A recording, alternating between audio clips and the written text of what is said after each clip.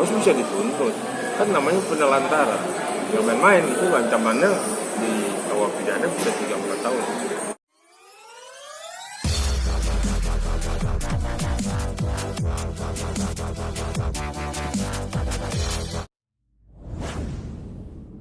Kasus pengaduan Ibu Yunita Lestari bersama anaknya minggu lalu, karena ya hari ini satu persyaratan standar operasional prosedur sebelum kita melakukan langkah-langkah berikutnya untuk melakukan pembelaan terhadap anak itu. Biasanya kami minta klarifikasi kepada orang yang dilaporkan, dari orang yang terlaporkan dan sebagainya.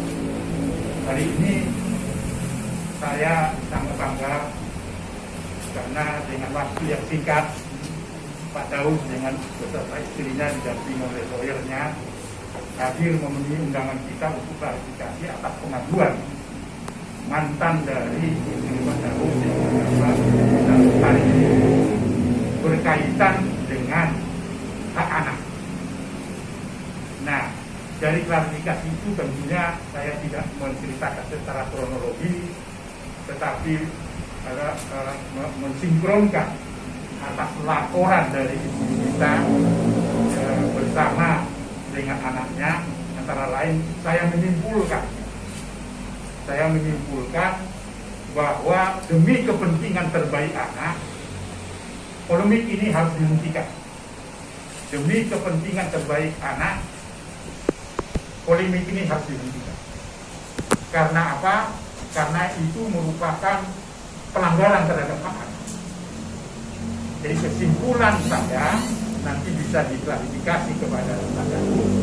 Yang pertama tentu sesuai dengan akta lahir. Sesuai dengan akta lahir dan pengumuman secara publik bahwa anak umur 9 tahun berinisial I itu adalah anak dari Daus Mini dengan Ibu Yunita yang dibuktikan dengan akta lahir. Akta lahir ini adalah dokumen negara. Itu artinya negara mengakui bahwa inisial I yang berusia 9 tahun itu adalah hasil dari perkawinan Pak Daus Mini dengan.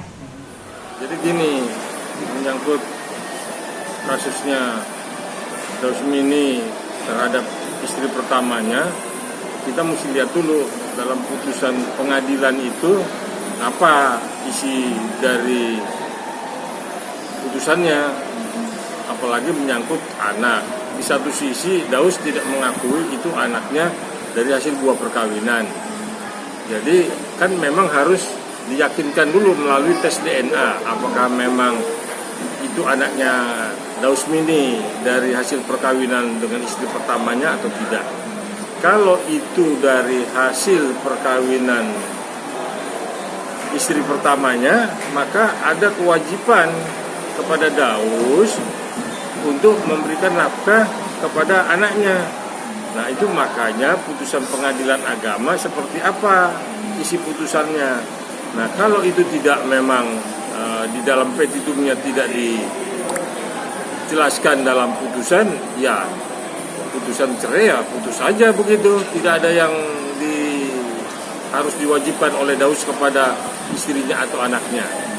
Nah, kalau memang ada dalam petitum putusan pengadilan harus memberikan nafkah kepada istrinya ataupun anaknya yang masih balita, yaitu harus dilakukan, merupakan satu kewajiban Daus sebagai bapak dari anak. Ya, kalau Dausnya nggak mengakui kan memang harus tes DNA.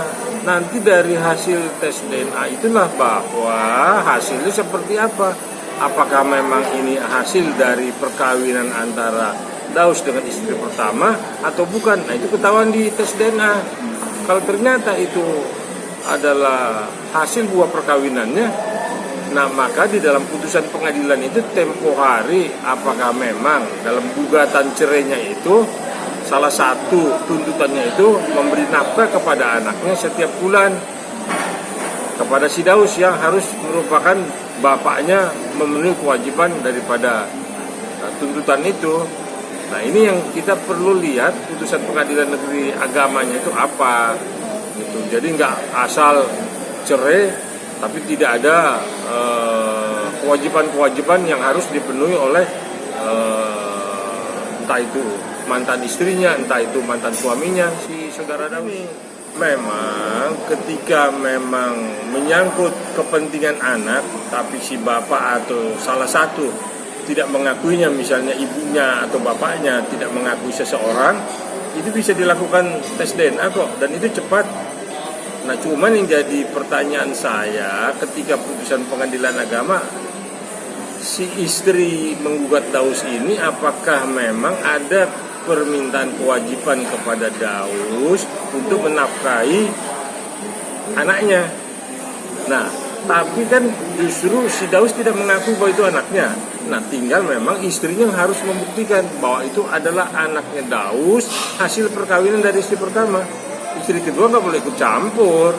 Ini hak penuh daripada istri pertama terhadap tuntutan cerai kepada saudara Daus. Seperti apa isi tuntutannya itu?